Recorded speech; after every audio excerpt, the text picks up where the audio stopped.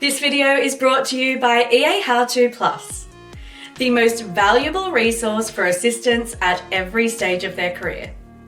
To become a member, visit eahowto.com/EAHowToPlus or click the link in the video description. Today's Ask Alicia is from a member who says, I am a very confident EA with my executive and board members and have been for over 30 years. When it comes to social events that I'm invited to, such as dinners or galas, I lose my confidence. I feel that I'm not on the same playing field as the board members. Do you have any suggestions on how to not be so anxious about small talk? This is a great question and a very common concern. I have a few strategies for dealing with small talk. First, remind yourself that you have as much right to be in the room as everyone else. You were invited for a reason, and you're an interesting person. People will enjoy chatting with you.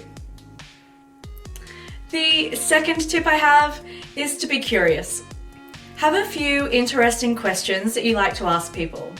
People love to talk about themselves. Ask them about where they're from, what brings them to the event, or how they got involved. Listen to them, be interested in what they have to say, and engage. You also need to give people something to work with when they're talking to you. For example, when asked, "How are you?" you could say, "I'm well, thanks." But that's kind of a dead end. Make sure you add some more information, like, "I'm good, thanks. I'm preparing to go on vacation in a few days and I'm really excited about getting to spend some time by the beach." Or, "I'm great, thanks. I'm enjoying the signature cocktail. Have you tried it?" My next tip is to give sincere compliments. Maybe someone is wearing an amazing pair of shoes or has a fabulous tie. Don't go overboard and don't say it unless you mean it. I also recommend being comfortable with your elevator pitch. Certain questions are inevitable. What do you do? How do you know the organizer? What brings you here?